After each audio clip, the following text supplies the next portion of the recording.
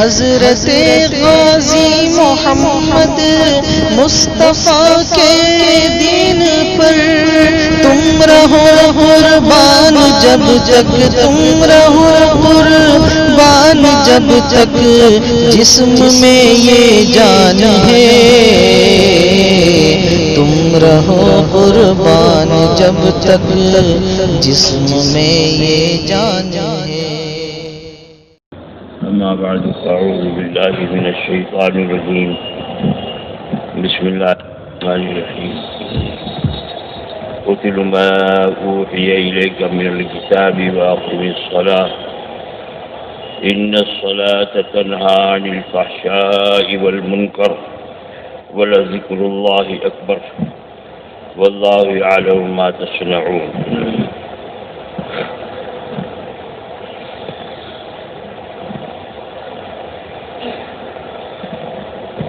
آپ اس کتاب کی تلاوت کیجیے جو آپ کے پاس وحی کے ذریعے بھیجی گئی ہے، اور نماز قائم کیجیے، کیونکہ نماز کی تاثیر یہ ہے کہ وہ بے حیائی کے کاموں سے اور بری باتوں سے دور رکھتی ہے. اور حقیقت یہ ہے کہ اللہ کا ذکر بہت بڑی چیز ہے.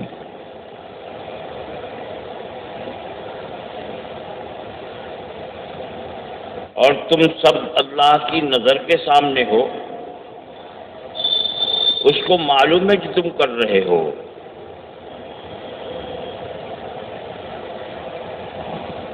دل میں جو تمہارے ہے، تم اپنے جسم سے جو کچھ کر رہے ہو، دل و دماغ سے سوچ رہے ہو، اللہ کو سب معلوم ہے، وہ جانتا ہے، مشاہدہ کر رہا ہے، دیکھ رہا ہے. واللہ یعلم ما تصنعون. یہ مت سمجھو کہ ہم نے برابر والے سے چھپا لیا، پڑوسی سے چھپا لیا. اللہ سے نہیں چھپے گا. یعلم خائنۃ الاعین وما تخفی الصدور. اللہ تعالی آنکھوں کی خیانت کو بھی جانتا ہے. رنگین چشمہ لگا کر نگاہ کدھر ہے، کنکھیوں سے کدھر دیکھ رہے ہو، نظر اچھی ہے یا بری ہے،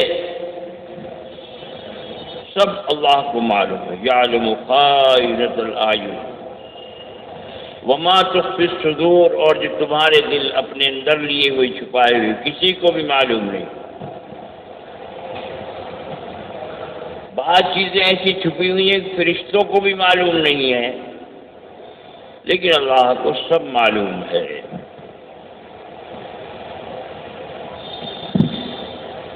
بس اگر اس بات کا یقین تو سارے مسلمانوں کو ہے، یقین کے ساتھ دھیان بھی ہو جائے، دل میں یہ بات پڑ جائے، رگ و ریشے میں اتر جائے، یادداشت ہو جائے کہ اللہ ہمیں دیکھ رہا ہے، تو یہی مسلمان دنیا کی نظر میں جس کی کوئی قیمت نہیں، وہ اللہ کا ولی اور دوست ہوگا. بس اتنی سی بات ہے. کوئی دیکھے نہ دیکھے پر خدا تو دیکھتا ہوگا. جب یہ تصور آ جائے اور موجود رہے دل و دماغ میں، تو بس کام بن جائے گا. یہ بندہ اللہ کا ولی بن جائے گا. اور کوئی بات ولی میں نہیں ہے، بس یہی ہے ایک انقلابی. اور جب انسان کے ذہن میں یہ بات ہے تو بے ایمانیوں کے راستے سب بند. کوئی نہیں دیکھ رہا مگر اللہ تو دیکھ رہا ہے.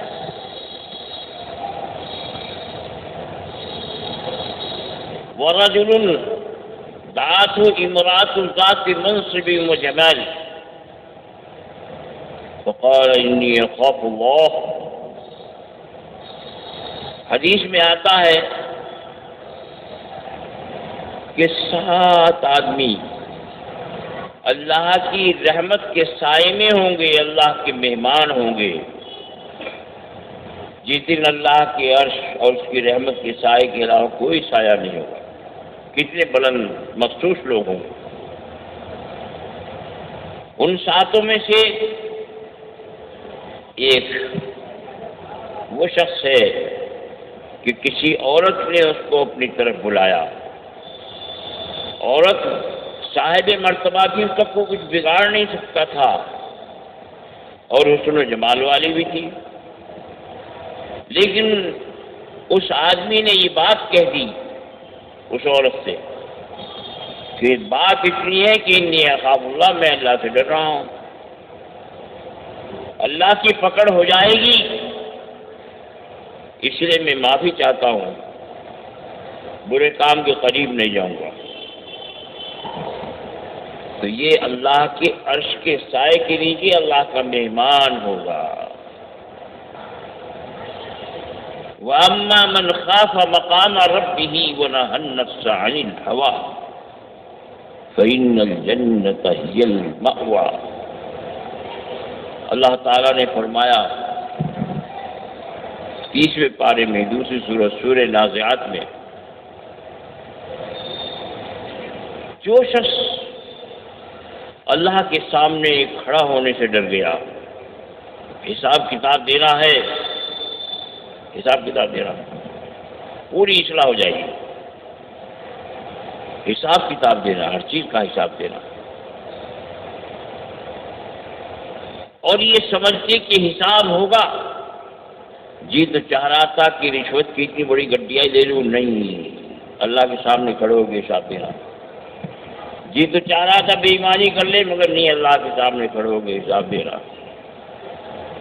اور گناہوں کی خواہش تھی، لیکن اللہ کے سامنے جانا ہے. بس یہ تصور کر کے گھبرا گیا، ڈر گیا، اور اپنے آپ کو اس نے گناہ سے بچا لیا.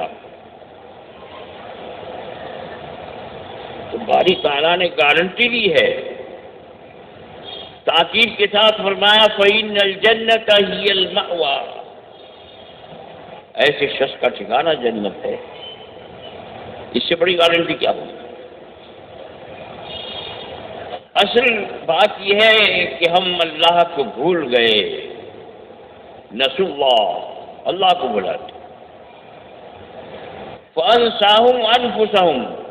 اللہ تعالی نے ایسی غفلت کا پردہ ڈال دیا کہ ہم اپنے آپ ہی کو بھول گئے. ہماری بھلائی قائم ہے زہر کھانے میں، تو ہم یہ سمجھ لیں کہ زہر کھانے میں ہماری بھلائی ہے، زہر کھا لیا، مر گئے. تو جو اللہ کو بھلا دیتا ہے دنیا میں، اس کی سزا یہ ہے کہ اللہ تعالیٰ اس کی مصلحتوں کو بھلا دیتا ہے، اس سے غفلت میں ڈال دیتا ہے. یہ اللہ تعالیٰ کی اس دنیا میں بہت بڑی پکڑ ہے، کیونکہ اس کا انجام جہنم ہے. اللہ ہماری سب کی حفاظت فرمائے.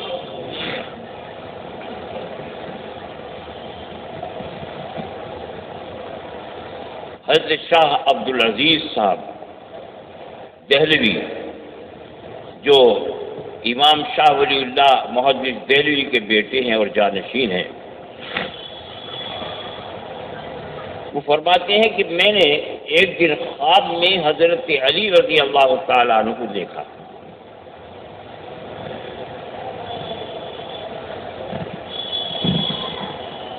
تو میں نے یہ پوچھا کہ آج کے جو صوفیاء کرام ہیں، جو ذکر، شغل، مراقبات یہ سب کرتے ہیں، کیا آپ کے زمانے میں یہ نسبت تھی؟ اللہ سے یہی تعلق تھا یا کوئی فرق ہے؟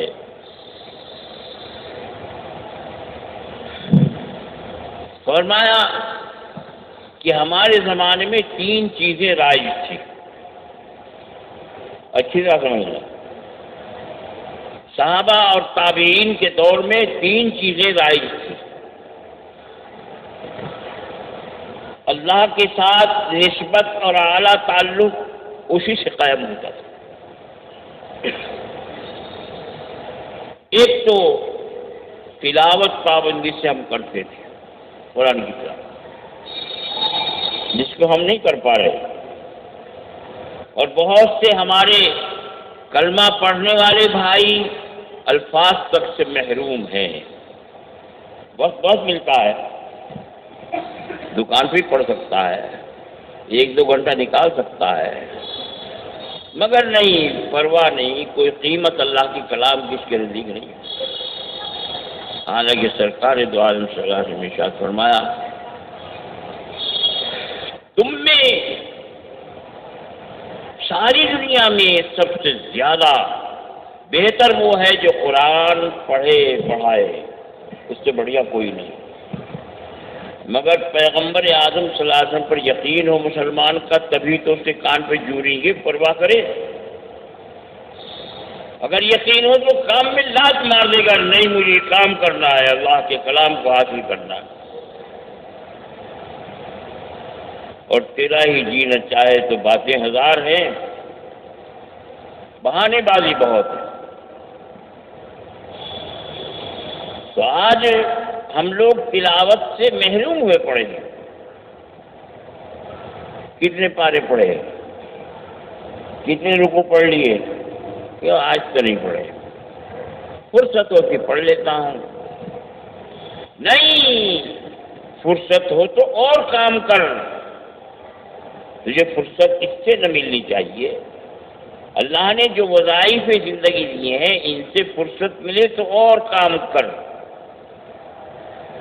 اور اگر اس سے فرصت نہ ملے کچھ بھی مت کر، اللہ تعالیٰ پالے گا، بڑے ناز کے ساتھ تجھے پالے گا۔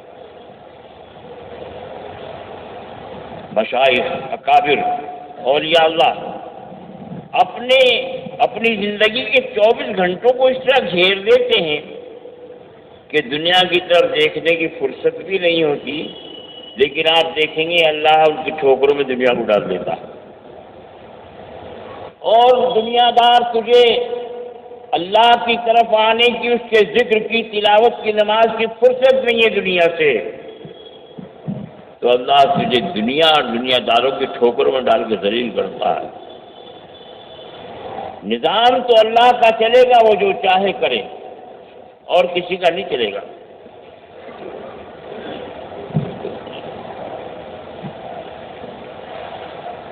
تو ایک تو تلاوت حضرات صحابہ کرام، تابعین، تبع تابعین کرتے تھے۔ کتنی تلاوت کرتے تھے؟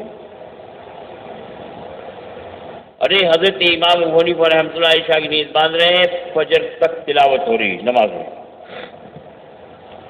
اس کے علاوہ 7000 قرآن مقدس ختم کیے جہاں سے ان کا جنازہ اٹھا۔ عقل میں آتا، آج تو عقل میں نہیں آتا۔ ہم نے ایسے کئی حضرات کو دیکھا جو روزانہ قرآن شریف پڑھتے،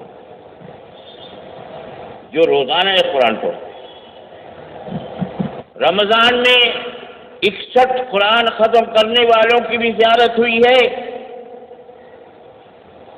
اور ایک بات تو یہ میں نے کتاب میں لکھا بھی ہے، بیان رمضان میں، علامہ شارانی کے استاد ہیں، وہ عقل میں نہیں آئے گی، عقل میں نہ آنے والی بات ہے، مگر حقیقت ہے۔ 1,60,000 قرآن شریف روزانہ پڑھتے تھے۔ کتنے؟ عقل میں نہیں آ سکتا۔ 1,60,000 روزانہ۔ علامہ شارانی بہت بڑے امام ہیں، پوچھا حضرت اتنی مقدار آپ پڑھتے ہیں کہ حروف کی صحیح ادائیگی کرتے ہیں؟ کہا تجوید کے ساتھ پڑھتا ہوں، تجوید کی رعایت کے ساتھ، مد غنہ یہ کچھ نہیں چھوڑتا۔ یہ طاقت کیسے ملی؟ طاقت کا سر چشمہ کائنات میں میرے آقا محمد الرسول اللہ صلی اللہ علیہ وسلم کی ذات گرامی. اگر ہر عمل سنت کے موافق ہو تو اللہ تعالیٰ ایسی خصوصیات دے دیتے ہیں کہ مخلوق حیران رہ جاتی ہے. یہ کرامت ہے، ویسے ممکن نہیں، کرامت ہے. اور یہ اللہ کو کرامت دی جاتی ہے، کسی کو کوئی کرامت، کسی کو کوئی کرامت. امام عبد الرحمن سیوطی رحمۃ اللہ علیہ، جن کی کتاب ہم پڑھتے پڑھاتے ہیں، جلال علامہ محلی، علامہ سیوطی کی دونوں کی مشترک تصنیف ہے، پڑھتے پڑھاتے سے مدد میں پڑھائے. مصر کے رہنے والے تھے. ایک خادم سے کہا کہ بھئی میں مکہ چل رہا ہوں، مصر سے مکہ بہت دور ہے، تمہارا جی کیا ہے کہ حضرت میں بھی چل رہا ہوں. کہ کھڑا ہو، بند کر لی. 7 قدم چلا کہ آپ کھول دے.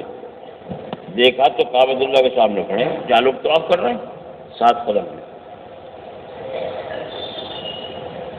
کہا یہ سب ہمیں دیکھ رہے ہیں،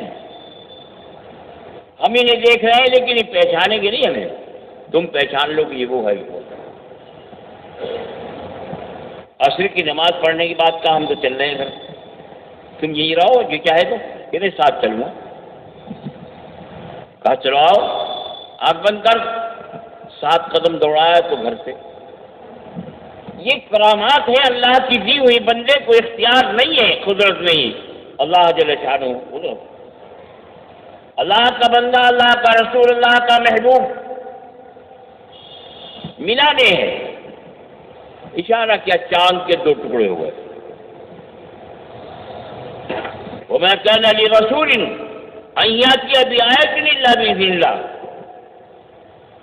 معجزہ رسول کے بس کی بات نہیں ہے، یہ اللہ کی قدرت ہے.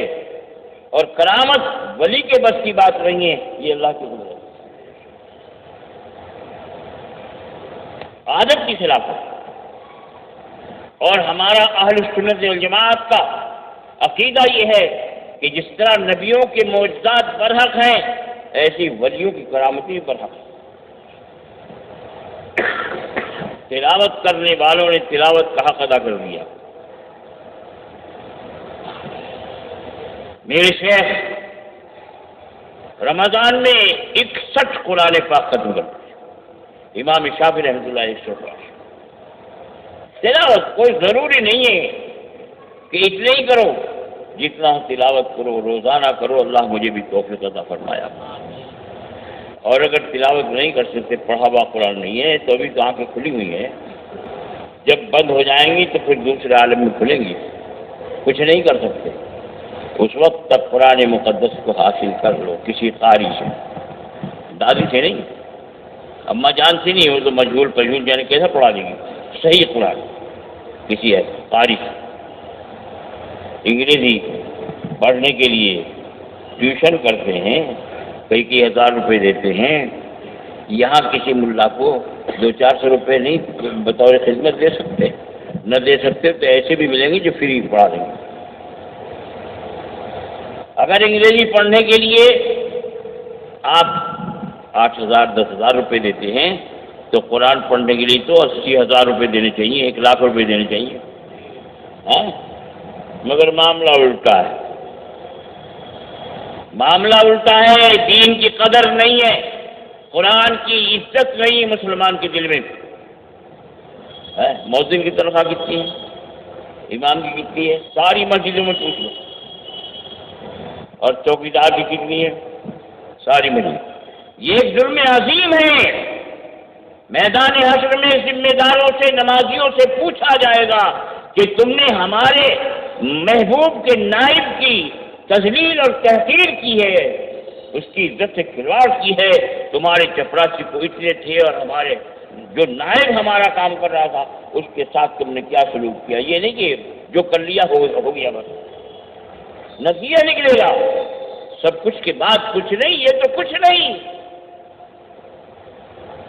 آئے گا سامنے، آنکھیں کھل جائیں گی. اس وقت تو میری باتیں بہت بری لگ رہی ہیں، کڑوی لگ رہی ہیں، لیکن جب اس کی حقیقت سامنے آئے گی، جو ایمان والوں کہ ایمان کی آنکھوں کے سامنے ہیں تو معلوم ہوگا کہ ہم نے کیا کھویا کیا پایا، کتنی بے انصافی کی ہے، کتنا انصاف کیا ہے۔ تو حضرت علی رضی اللہ تعالیٰ عنہ نے فرمایا کہ ہمارے زمانے میں 3 پابندیاں تھیں سب میں، سارے مسلمانوں میں۔ ایک تو تلاوت سے غافل نہیں تھے، اور اس زمانے میں 99% تلاوت سے غافل۔ دوسری بات یہ تھی تلاوت کے ساتھ ساتھ نماز پڑھتے تھے۔ تلاوت ایسے نہیں کر دیا، یہ جو ہمارے حفاظ زمانے ایسا نہیں۔ تلاوت اس طرح ہوتی تھی کہ اللہ کو ہم قرآن پاک سنا رہے ہیں، سنار کے پڑھتے تھے اور دل وہیں ہوتا تھا، سنار کے سمجھ کے معنی کو پڑھتے تھے۔ اگر کہیں وعید کی آیت ہے تو رونے لگتے تھے، اور اگر وعدے کی آیت ہے تو خوش ہو کر اللہ سے مانگتے تھے، جہنم کا ذکر ہے تو پناہ مانگتے تھے، جنت کا ذکر ہے تو سوال کرتے تھے۔ اس طرح ان کی تلاوت ہوتی تھی۔ اللہ کو سنا رہے، اللہ سن رہا ہے تو کتنے سنبھال کے پڑے گا؟ سوچئے، ہمارے یہاں کوئی دھیان ہی نہیں ہے، تجوید سے پڑھے اور قرآن کی آیات کا حق ادا کر کے پڑھے، اور بڑی جی لگا کے معنی کا خیال کر کے پڑھے۔ تلاوت کا ادنا حق ہے۔ نماز واقعی الصلاۃ، نماز 100% نمازی تھے، اور نماز ایسی نہیں کہ تو چل میں آیا السلام علیکم ورحمۃ اللہ، حصہ ختم، یہ کیا ہو جا۔ جلد بازی میں آج کل کیا ہوتا ہے، بجائے اپنی جوتیوں میں دوسروں کی جوتی اٹھا لے جاتا، اتنی جلدی بھاگتا، یہ خیال ہی نہیں رہتا میری جوتی ہے یا میرے دوسرے آدمی کی۔ ایسی جلد بازی کی نماز نہیں تھی، بہت اطمینان کی نماز۔ کیسی صلاۃ موترین، حضور پاک صلی اللہ علیہ وسلم چاہتا ہے نماز ایسی پڑھو جیسے آخری نماز، کیا پتا پھر موقع ملے کہ نہ ملے۔ آگاہ اپنی موت سے کوئی بشر نہیں، سامان 100 برس کا ہے پل کی خبر نہیں۔ یہ سمجھ کے نماز پڑھ کے شاید پھر نماز پڑھنے کا موقع ملے نہ ملے، آخری نماز۔ پھر نماز میں دھیان رکھ کہ میں احکم الحاکمین کے سامنے کھڑا ہوں۔ اگر جج کے سامنے کھڑے ہو، کلکٹر کے سامنے کھڑے ہو تو ادھر ادھر نہیں دیکھو گے، سوچو گے نہیں نہ معلوم کیا کہہ دیں اور میں سمجھ نہ پاؤں۔ ایک دنیا کے حاکم کا تو اتنا بڑا آدمی، میں نے بیڑی پیو گے نہ سیل پیو گے، نہیں ادھر ادھر دیکھو گے۔ اور جو حاکموں کا حاکم ہے اس کا یہ کہ نیت باندھی، بازار میں، گھر دوستوں میں، دکانوں میں پہنچ گئے، امام صاحب نے سلام پھیرا، معلومات کیا آ گئے، ہم نماز میں تھے، یہ کیفیت ہوتی ہے۔ سمجھ لو، اپنے اپنے گریبان منہ ڈال کے پوری نماز میں تفریح کرتے رہے، جب سلام پھیر دیا تو معلومات کہ ہم نماز میں، یہ نماز کس کام؟ نماز پڑھو اپنے اللہ کے سامنے، حکم الحاکمین کے سامنے کھڑا ہوں، یہ دھیان۔ میں یہ پڑھ رہا ہوں الحمدللہ رب العالمین، کیا کہہ رہا ہوں؟ تمام تعریف ہے اللہ رب العالمین کی، اور رحمان الرحیم جو بے حد رحم فرمانے والا ہے، بڑا مہربان ہے، مالک یوم الدین۔ جب دنیا کا نتیجہ نکلے گا قیامت اس دن ملک اللہ کی ہوگی، کوئی سفارش کرنے والا، کوئی ٹوکنے روکنے والا، اللہ کا ملک ہوگا، لمن الملک اليوم للہ الواحد القہار۔ اب یہ کرنے کے بعد پھر اللہ سے مانگتا ہے اللہ ہمیں سیدھا راستہ دکھا دیجیے، سیدھے راستے پر چلا جائے۔ سیدھا راستہ ہے دنیا کی سڑک مراد آباد کی، دلی کی نہیں، بلکہ ان لوگوں کے راستے پر چلائیے جن پر آپ نے انعام کیا ہے، نبیین، صدیقین، شہداء، اولیاء اللہ، ان کے راستے پہ چلائیے۔ ان کا راستہ مانگتے ہیں، ان کی تقلید، ان کی اتباع مانگتے ہیں، کیونکہ غیر مقلد تو آوارہ ہوتا ہے۔ آوارہ بیل کسی کے کھیت میں گھس جائے، کسی کے سینگ مار دے، کسی کے لات مار دے، کوئی اس کا ٹھکانہ نہیں۔ غیر مقلد کا ترجمہ ہی یہ ہے کہ وہ آوارہ ہے، بنا ہوا نہیں کسی سے، آوارہ ہے، گلے میں رستہ ہی نہیں ہے۔ آوارہ بیل تو کہیں چلایا کہیں منہ مار دے۔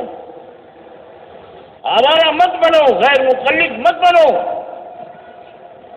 ہمارے صحابہ، تابعین، تبع تابعین ایسی ہستیاں ہیں کہ ایک ایک امام ہے، اور جن کا پورا مسلک کتابوں میں موجود ہے، وہ 4 امام ہیں، اور چاروں برابر ہیں، چاروں کی اتباع میں ہدایت ہے۔ تو ہمیں ویسے ہی سیدھا راستہ نہیں چاہیے، بلکہ ہمیں سیدھا راستہ چاہیے ان لوگوں کا جن پر آپ نے خاص انعام کیا ہے۔ وہ انبیاء کرام ہیں، صدیقین ہیں، شہید لوگ ہیں، اولیاء اللہ ہیں، ان کا راستہ چاہیے۔ آوارگی نہیں چاہیے، آوارگی جہنم میں لے جائے گی۔ ہم تو بندھے ہوئے چلیں گے ان لوگوں کے دامن سے جن پر آپ نے انعام کیا ہے، جنت کا وعدہ کیا ہے، جو آپ کے عاشق اور پروانے ہیں، اور آپ جن سے محبت کرتے ہیں وہ منع والے ہیں۔ اولئک الذین انعم اللہ علیہم من النبیین والصدیقین والشہداء والصالحین۔ تو نماز پڑھ جیسے اللہ کے سامنے، یہ نیت مان کے سو گئے، اب آج سونے کی نیت مان لیا، یا نماز کی باندھا کرو، گھٹنوں پہ سونے کی نیت بنتی ہے، اور یہاں بنتی ہے نماز کی۔ نماز کی باندھی تھوڑی دیر میں، سونے کی نیت بندہ دو۔ اللہ کے سامنے کھڑے ہیں، اللہ کی بارگاہ میں کھڑے ہیں، جو حاکموں کا حاکم ہے، جو شہنشاہ کی بارگاہ میں کھڑے ہیں۔ یہی وجہ تو ہے کہ اسلاف میں سے جب کوئی مسجد میں آتے تو رنگ زرد پڑ جاتا، رنگ زرد پڑ جاتا، سارے دھیان تصورات بھول جاتے ہیں۔ نماز قائم کرو۔ دوسرا کام،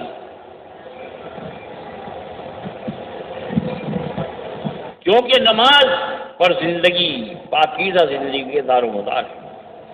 نماز اگر بڑھیا کر کے پڑھ لی، سارے چھوٹے بڑے گناہ، بے حیائی کے ویسے گناہ سب چھوٹ جائیں گے۔ الصلاۃ تنہی عن الفحشاء والمنکر۔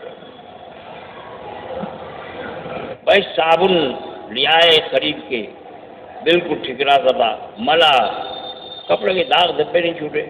باپ کیسا صابن ہے، صابن سے تو چھوٹ جاتا نہیں، صابن بھی تو صابن ہو، اس سے تو چھوٹے کی داغ دھبے۔ نماز نماز ہو، داغ دھبے اس نماز سے دور ہوں گے جس میں نماز کی ساری شرطیں پائی جائیں گی۔ ایمان، علم، اس کی تعمیل، اللہ جل شانہ کا دھیان، اور نماز ایسی پابندی کے ساتھ کہ چھوٹے نہیں، کمزور نہ پڑ جائے مسئلہ، اور کب صحیح اوقات میں صحیح طور پر پوری زندگی مرتے دم تک نماز، یہ نماز ہے۔ ایسی نماز برائیوں سے روک دے گی، ایسی نماز اللہ کی نافرمانی سے روک دے گی۔ اور اللہ کا ذکر تو بہت بڑی چیز ہے، یہ نماز بھی اللہ کا ذکر ہے، بلکہ ذکر میں سب سے بڑا اس میں مراقبہ بھی ہے، دھیان، اس میں زبانی ذکر بھی ہے، تلاوت ہے، سبحان ربی العظیم ہے، سبحان ربی الاعلیٰ ہے، اور دعائیں ہیں اخیر تک۔ زبان کا ذکر بھی ہے، دھیان کا ذکر بھی ہے، جسمانی ذکر بھی ہے، روحانی ذکر بھی ہے، ہر قسم کا ذکر ہے۔ اور اللہ تعالی نے فرمایا وَأَقِیمِ الصَّلَاةَ لِذِکْرِی، نماز قائم کرو مجھے یاد کرنے کے۔ یہ اللہ کا، جب اللہ احکم الحاکمین نظر کے سامنے ہے، دھیان میں ہے، تو کتنے بڑا کی شمار تھا، ان کا خوف نہیں ہوگا، میں اللہ کی آغوش ہوں۔ اور کتنی بڑی رکاوٹ آ جائے وہ اس کے لیے رکاوٹ نہیں بن سکتی، میرا اللہ ہے میں اس کے سامنے۔ اللہ کا دھیان ہے، گناہ کے قریب نہیں جا سکتا، شیطان قریب نہیں آ سکتا۔ جیسے مچھر بیٹھتا نا کاٹنے کے لیے اپنی سونڈ نکالتا ہے، ایسے ہی دل پر شیطان بیٹھتا ہے اور اپنی سونڈ دل میں داخل کرتا ہے تاکہ اپنا شیطانی زہر پیوست کر دے۔ مگر جب انسان ذاکر ہوتا ہے، چاہے ذکر لسانی، زبانی ذکر ہو، قلبی ذکر ہو، روحانی ذکر ہو، تو وہ بھاگ جاتا ہے وہاں سے، جیسے یوں کر دیا مچھر کو بھاگ گیا۔ اور اگر نہیں ہے ایسا تو سونگ دل میں ڈال کر کے اور زہر پیوست کرتا ہی رہتا، پھر کھجاتے رہو قیامت تک، کھجلی نہیں ختم ہوگی۔ اس شیطان کو اللہ نے خناس کر، اس کا نام وسواس الخناس، جو دل میں زہر وسوسوں کا پیوست کرتا ہے، اور جب ذکر ہوتا تو پیچھے کو بھاگ جاتا۔ قرآن تلاوت، نماز کو قائم کرنا، صحیح طور پہ پڑھنا، آخری نماز میں، نماز میں کیا پڑھ رہا ہوں، کس کے سامنے کھڑا ہوں، جو بات بھی سہل ہو نماز میں جی لگنے کی کر لو، اور اگر کچھ بھی سہل نہیں ہے تو جس کے متعلق معلوم ہو یہ نماز پڑھتا ہے، اللہ کا ولی ہے، اس کے ساتھ پڑھ جا کر اس کے مرتبہ نماز، یہ چیز خود حاصل ہو جائے گی۔ اور اللہ کا ذکر بہت بڑی چیز ہے۔ لوگ ماڈرن ٹائپ اور جدید ملا یہ سب ہاں صوفی ہیں، ارے صوفی ہیں، مذاق بناتا، حالانکہ دین تین چیزوں کے مجموعے کا نام ہے۔ جبرائیل امین نے حضور پاک صلی اللہ علیہ وسلم کی وفات سے 1 مہینہ پہلے آ کے بتا دیا، اسلام ظاہری اعمال، نماز روزہ حج زکات، ایمان دل میں جن کا یقین کیا ہے، اللہ کا، فرشتوں کا، کتابوں کا، آسمانی کتابوں کا، رسولوں کا، آخر دن کا، قیامت کا اور تقدیر، آپ نے کیا نا ایمان مفصل میں پڑھا۔ تو اسلام اور ایمان، اور تیسری چیز یہ ہے جس کا نام قرآن نے رکھا احسان، احسان کی صفت جس کو حاصل ہو جائے اللہ کا محبوب بندہ، وَأَحْسِنُوا إِنَّ اللَّهَ يُحِبُّ الْمُحْسِنِينَ، اور وہ یہ ہے، جبریل نے پوچھا احسان کیا ہے، کہا کہ ایسے اللہ کی عبادت کر کہ آنکھوں سے اللہ کو دیکھ رہا ہے۔ اگر یہ بات حاصل نہ ہو تو یہ طے ہے کہ اللہ دیکھ رہا ہے، اس بات تو ہے کہ اللہ کی نگاہوں کے سامنے۔ یہ احسان کی صفت اپنے اندر پیدا کرنا، یہی تصوف ہے، یہی تصوف ہے۔ نذرانے، ماہانے، فصلانے، یہ تو بکواس ہے۔ اپنے اندر، اپنے متعلقین کے اندر یہ صفت پیدا کر دینا کہ اللہ ہمیں دیکھ رہا ہے یا ہم اللہ کو دیکھ رہے ہیں، یہ احسان ہے، یہی تصوف ہے۔ اس کے لیے سارے مشائخ محنتیں کرتے ہیں، ذکر، مراقبات، اشغال، اوراد، یہ ساری چیزیں بتاتے ہیں۔ لو جڑ بتائے ہوئے، ایک جڑ اسے پکڑ لو، سب مشکل نہیں، میں نہیں بتا رہا ہوں، اللہ نے بتایا، الم یعلم بان اللہ یرا، ارے انسان کو معلوم نہیں کہ اللہ دیکھ رہا ہے۔ چلتے پھرتے دماغ میں، دل میں یہ بٹھا لو کہ اللہ ہمیں دیکھ رہا ہے، اس کی مشق کرو ہر وقت، اور اس کے بٹھانے میں ایک چیز آ جائے گی کہ اس کا منہ دیکھ رہے ہیں، اس کا منہ تک رہے گی، چھوڑ دو، چاہے عورت ہو، مرد ہو، کوئی ہو، منہ مت تکو، منہ پہ ٹکٹکی باندھ کر مت دیکھو، پردہ حائل ہو جائے گا۔ بس ایک بات ہی کرو، اللہ ہمیں دیکھ، اللہ ہمیں دیکھ۔ ذرا 1 ہفتہ 2 ہفتہ مشق کر کے دیکھو فائدہ ہوتا کہ نہیں ہے، بے ایمانی کٹتی ہے کہ نہیں کٹتی، ایمان کی طرف آتے کہ نہیں آتے، یہ دیکھو اللہ ہمیں دیکھ رہا ہے، کم تولنا ناپنا، یہ وہ، اللہ دیکھ رہا، اللہ دیکھ رہا، نہیں کر سکو گے، تھوڑے دنوں مشق کر لو۔ اللہ نے بتایا لم یعلم بان اللہ یرا، اس کو معلوم نہیں انسان کو کہ اللہ دیکھ رہا ہے، بس نظروں کی حفاظت ہو جائے گی، کانوں کی حفاظت ہو جائے گی. ابھی تو غلط بات سن رہی ہے، اللہ تعالیٰ دیکھ رہا، سن رہا. زبان کی حفاظت ہو جائے گی. لو صاحب اس منزل پہ آ کے ولایت کا دروازہ کھل جائے گا. کوئی اللہ کا ولی آ جائے تو تیرا ہاتھ پکڑ کے سیدھا لے جائے گا کہ تو اللہ کا ولی بن گیا. کوئی مشکل نہیں ہے، اللہ کا ولی بننا مشکل نہیں کہ ہم بہت گنہگار ہیں، توبہ کر لیں، 1 منٹ کی بات ہے. اللہ سے عہد کر لے آئندہ تیری نافرمانی نہیں کرو، جو ہو گئی معاف فرما دے، اور جس کا حق رہ گیا اس کا ادا کر دے. لو ولی بنا رکھا. اتنا آسان ہے. بارزہ نے خود کہا یرید اللہ بکم الیسر ولا یرید بکم العسر. اللہ تعالیٰ تمہیں سہولت دینا چاہتا ہے اور دشواری میں ڈالنا نہیں چاہتا. رسول اللہ صلی اللہ علیہ وسلم نے اعلان کیا ہے، امت کو بتایا الدین یسر، دین آسان ہے، دین مشکل نہیں، آسان ہے. تو اس طرح مشکل ہے دین، دنیا مشکل ہے، دین آسان ہے. اور جو آسانوں سے پکڑ لو، جو مشکل چھوڑ دو، نہ بہت سمجھ پھینک دو، دل سے پھینک دو. پھر دیکھو اللہ تعالیٰ کس طرح ٹھوکروں میں لاتا. اور بھائی یہ تو جب ہے جب ماجس میں رگڑ ہوگی، آگ لگے گی.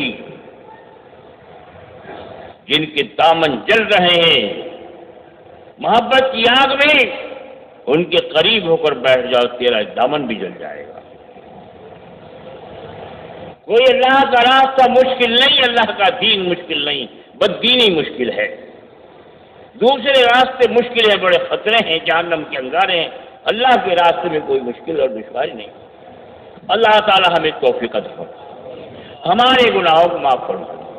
ہم سے پہلے جو چلے گئے ہیں، جو موجود ہے اور جو آئندہ آنے والے ہیں، اللہ تعالیٰ اپنے فضل سے سب کے چھوٹے بڑے گناہوں کو معاف فرما دے. ہمیں ایک دوسرے کے حقوق کی ادائیگی کی توفیق عطا فرما دے. الہ العالمین جنت تک پہنچنا ہمیں آسان فرما دے، اور سارے ایمان والوں کے چاہے دنیا میں ہوں چلے گئے ہوں، سب کے لیے جنت کا راستہ آسان فرما دے. الہ العالمین آپ غفار الذنوب ہیں، ستار الذنوب، سب کے عیبوں کو چھپا لیجیے، سب کے گناہوں کو معاف فرما دیجیے. ہم آپ کے بندے ہیں، مجبور ہیں، بے بس ہیں، بے کس ہیں، کمزور ہیں.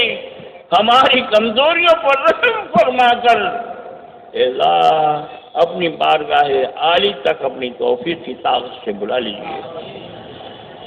اللہ پوری امت مسلمہ کی مشکلات کو حل کر دیجیے. اس دور میں امت بڑی مشکلات میں الجھ رہی ہے، لیکن آپ کی قسم کھا کے کہتا ہوں، آپ محمد صلی اللہ علیہ وسلم کی امت کو ضائع نہیں فرمائیں گے، حفاظت ضرور فرمائیں گے. لیکن ہمیں یہ تردد حفاظت کس طرح ہوگی؟ آپ کو تو کوئی تردد ہی نہیں، اور اس میں ہمیں کوئی تردد نہیں ہے کہ امت کی آپ مدد فرمائیں گے. امت ضائع نہیں ہوگی، بڑی محنت کی امت، معمولی نہیں ہے. اس امت کو برباد کرنے کے لیے ابو جہل سے لے کر اب تک کروڑوں آدمی آ چکے ہیں، اور سب ناکام اور محروم ہو کے دنیا سے چلے گئے، جہنم رسید ہو گئے.